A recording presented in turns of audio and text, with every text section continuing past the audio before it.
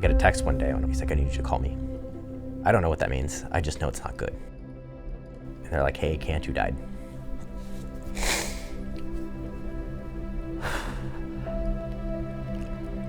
So that hit like a truck. Because all those people that I'd gotten mad at for abandoning them when we were over deployment, I felt like I did the same thing.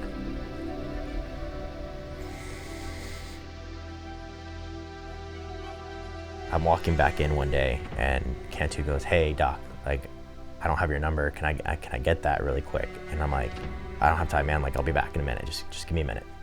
And I never went back. And you know, it's one of those, like, what if I had given him my number? He leaned on me a lot. And in the moment where I feel like I maybe could have done something, I didn't, I couldn't, but I couldn't because I had made that choice.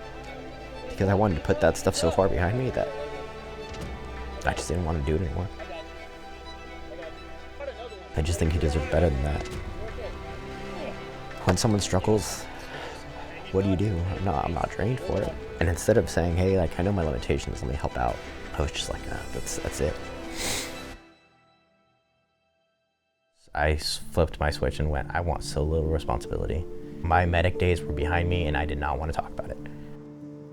You know, I thought for sure I had some issues with the sleep and everything and the nightmares, but it's easy to lie to yourself about that when you're just like, you know, this is my normal now and that's okay. You know, I'd have these moments where I would just overflow that gauge a little bit and I would either break down or they could see me get mad or just kind of irritable, and they're all telling me like, you need help. And I'm like, what the fuck do you guys know? You don't get to tell me that I need help. I feel fine. I had a moment, but I knew I needed help, and I knew that I didn't want to be angry all the time, and that I didn't want to hate people for just existing. I wanted to find that person I was before I joined the military, because it wasn't just a physical thing, it was a mental thing, and I had picked one or the other, and I needed to put it back together. And then this email comes across. It's like, hey, we're trying to put this thing together for a documentary. But this isn't going to be easy. It's going to be cold. There's going to be low visibility. And it's supposed to be challenging. And finally, I think a week goes by, and I'm like, I can get behind the mission on this. Like, honestly, like, Cantu was in the back of my head here. I need to do this to help other people. But as we got closer, one of the things I struggled with was, I'm not in a great place. I was ready to back out, and I want to be at least okay to do this, and I didn't feel like I was okay to do this. Like, I'm a strong believer in the universe makes things happen the way it's supposed to. And the person that I actually ended up meeting at the airport was Jonathan. When I say that he's been a rock in this thing, he has been a rock. That is, I think, what I needed to be here. I had cut military people out of my life for so long, but just that little conversation with Jonathan I felt almost immediately more at ease. When we were at the airport just landing, and he was like, I'm afraid of water. I'm like, what are you doing here? This is a water program. And so just from day one, I was inspired by Brian's courage and his motivation. I don't like water. I don't like being cold, but I came out here because I didn't want to. We do a lot of self-isolating. You don't realize that you haven't done anything in 10 years. You forget all the things that made you you. I want to experience life and do things that I should experience, right? And I want to do that with my son. And I don't want to deprive him of that because I'm afraid to do it. The biggest thing is getting out here and doing something that I'm not particularly comfortable with, but in the same process, helping other people who are in the same boat as I am.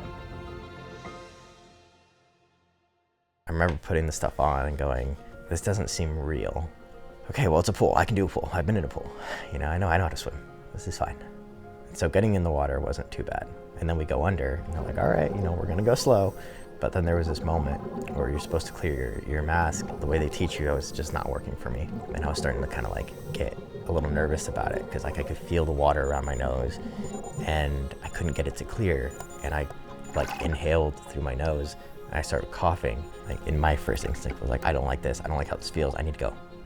And I look and I had just enough visibility where like I could see John's hands kind of in front of me where he's just like, you got it, keep going. And so I started to breathe. I was like, okay, I can control this. And it cleared. And I look up and I see John and he's like, gives me the okay. I had just watched Jonathan do it. And then John's like giving me the encouragement without saying anything. And I was like, that's when I was like, okay, well, I'm gonna put my trust in these people. And as long as I do that, I think I'm gonna be okay. We get over to the Mona Hansen, and you know, as always, Jonathan's the first guy up and has this stuff on, and you can see the excitement and enthusiasm on John. And I don't think I showed that same excitement and enthusiasm on the first thing. We get in the water, easy, just no problem. We get down, knock out the skills, and we get to like, we're by the propeller and getting down there and looking at something that's so old and just unreal to see. Like, it's things that so many people are never gonna see.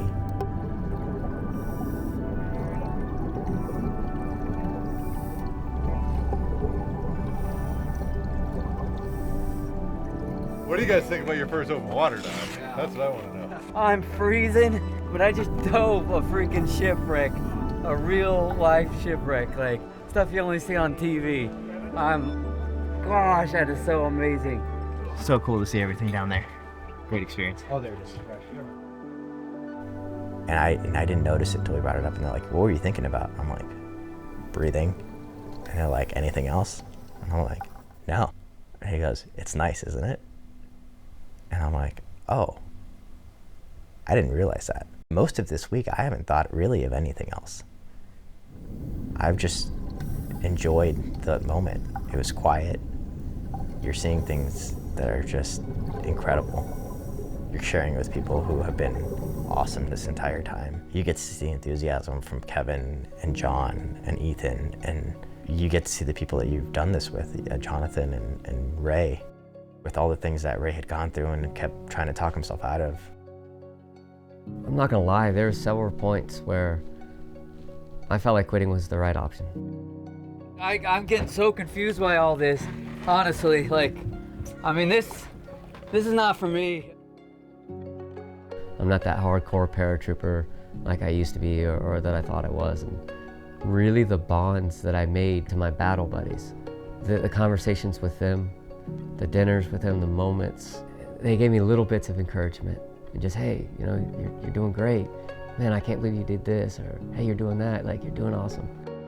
Nice job, Ray. And I drew a lot from them. And it was like I had my real life battle buddies back. And that's what they became. And so that's what helped me push through. All the struggles that we all had this week, I couldn't see that at all in him. And it was so cool to just like look up and be like, oh, look at him go. And then look over at Jonathan and be like, he's doing the same thing, just enjoying all of us around him. It means the world. And it made me realize when they say we need to support each other, I didn't realize how important that was. It just looking over and being like, I'm gonna trust this person, and they're gonna trust me.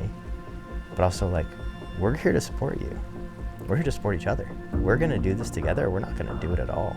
And I miss that. I miss that aspect. And I came here thinking that this was a me thing, and then I realized it's an us thing, and that it's not just us as in I need to reach out to my fellow vets and everything.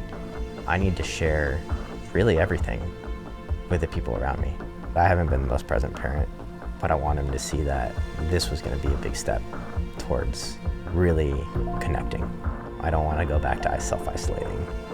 When I came here, and slowly over time, like, it just became easier and easier, and I started to realize I'm feeling better. Taking an experience that is traumatic and hard to talk about, and then sharing these moments, these life moments, where we're all accomplishing something. I want to congratulate you on completing your 4th open water dive out here on Lake Huron. You guys are now open water divers. Yeah! Hell yeah, man. Congratulations, guys. Way to go, guys. Dude, thank you. That's awesome. Probably also a good time to let you guys know. I appreciate all the work that you guys. And now those words aren't as heavy as they were, because we've changed it. You know, you can change the narrative, you just need to find the right way to do it. I mean, scuba diving gave me the opening for it, and I think that's what we needed. It's bringing vets together, letting them talk through their stories, through their pain, and then being like, you know, we have it, we have that together. Let's go do something else together. You're gonna feel that weightlessness, you're gonna feel that calm, and that's the calm that we're all aiming for. It's great bringing attention to veteran suicide, but we know about it. We need a plan, and Warfighter has a plan. And this is a form of therapy that I didn't understand until this week.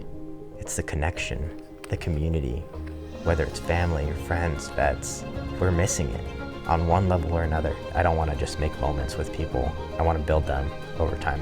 And I think that's when it's going to be most impactful, is when I start to let people in and stop making these moments of happiness and start building that happiness.